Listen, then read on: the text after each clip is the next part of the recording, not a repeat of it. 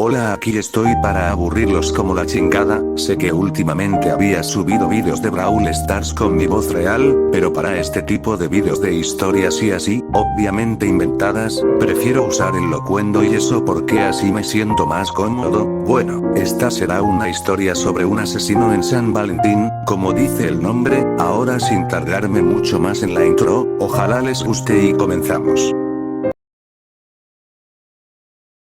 San Valentín, en un restaurante, un hombre llamado José se le declaró a su amiga, Maya. Ellos eran amigos desde que tenían 14 años, actualmente tienen 23, pero Maya lo rechazó y José se fue después de eso, destrozado. Maya lo rechazó amablemente y no lo humilló, pero para José, sí había sido una humillación, así que él estaba furioso, llegó a su departamento y se echó a llorar en su cama. Alrededor de 10 minutos se quedó llorando y lamentándose hasta que le llegó una idea, algo que para él era horrible de hacer y para otros sería exagerado, pero en ese momento su mente estaba nublada por la furia y su pensamiento de que ella lo humilló, así que puso en marcha su plan. Al día siguiente, por las noticias se decía que el cuerpo de Maya había sido encontrado sin vida en su casa. José vio esto y quedó sorprendido. Lo impensable que él hizo fue simplemente decirle por mensajes que ya no eran amigos. Peor, pues él había silenciado el contacto de Maya y al revisar su teléfono se dio cuenta de los mensajes pidiendo ayuda de ella. Se sintió horrible, así que decidió investigar quién fue. No era policía ni detective, mucho menos un experto, solo era un hombre que perdió a su mejor amiga de quien él estaba enamorado aún. Él al inicio no encontró nada hasta que, un día, en casa de su madre que ella aún tenía periódicos viejos donde él pensó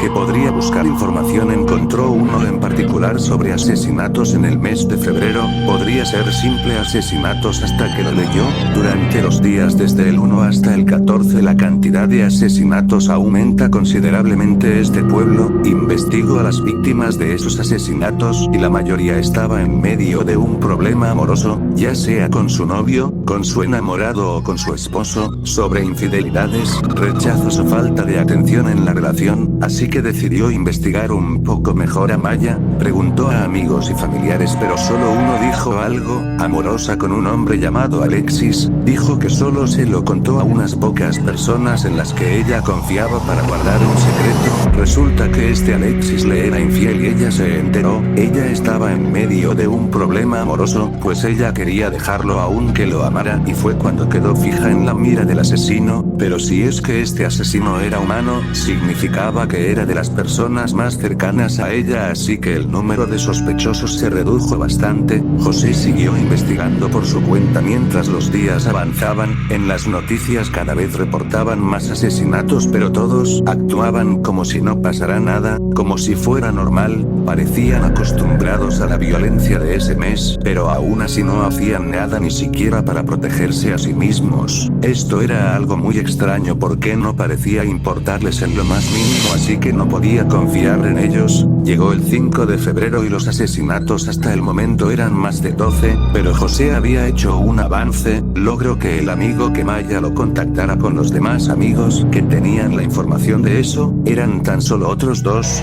Logró acercarse fácilmente a uno, pero ese amigo estaba en mal estado emocional, así que decidió no hablar con él sobre el tema. En cambio el otro se llamaba Jorge y aunque parecía muy triste y afectado, realmente parecía forzarlo, así que era el principal sospechoso y decidió un día seguirlo. Jorge caminó hasta un callejón y allí se encontró con un hombre vestido de forma casual, menos porque tenía la cara tapada por un pasamontañas. Jorge le dio una carpeta extraña, el hombre sacó el contenido y parecía ser una foto. El hombre se fue y después José también. Antes de que Jorge lo viera, en su departamento él no sabía qué pensar ni dónde investigar. Pidió pizza y siguió tratando de encajar todo, hasta que un ruido lo alertó. Parecía alguien golpeando su puerta. Se fijó por la mirilla y al parecer era el repartidor de pizza. Abrió la puerta y recibió la pizza y la comió. Se la terminó. Otro golpe se escuchó en su puerta. Se fijó por la mirilla y era el repartidor de pizzas. Abrió abrió la puerta confundido y le preguntó si él no había venido ya y el repartidor dijo que no y le entregó las pizzas. Luego buscó en sus recuerdos y se dio cuenta que el primer repartidor no tenía la insignia obligatoria de todos los repartidores en ese restaurante. Al parecer el primero no era un repartidor real.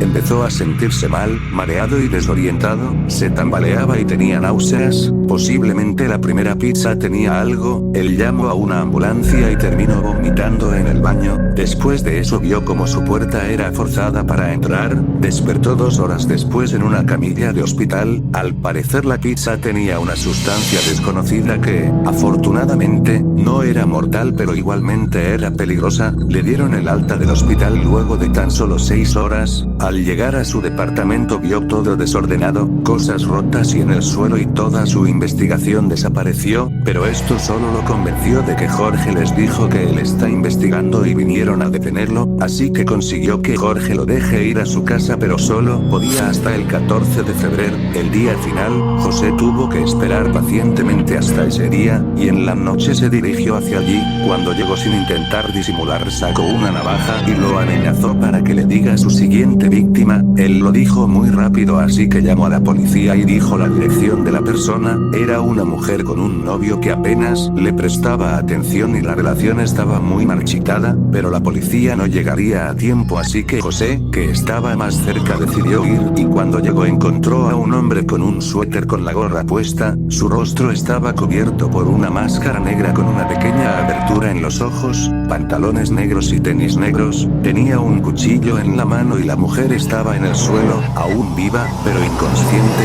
José sin dudarlo se abalanzó al hombre y antes de que este hombre pudiera reaccionar José lo apuñaló y el hombre cayó al suelo de inmediato. José pensó que logró detener al asesino, pero otro hombre vestido igual lo apuñaló por la espalda y luego salió otro y apuñaló su estómago. Cuando la policía llegó vieron el cadáver de José y de la mujer en el suelo. En total las muertes fueron más de 80 y obviamente para tantos asesinatos eran más de un asesino. José lo olvidó al momento y por eso terminó muriendo igual que las demás víctimas. Nadie supo quiénes eran los asesinos, como siempre pasa en ese pueblo, lo olvidaron rápidamente.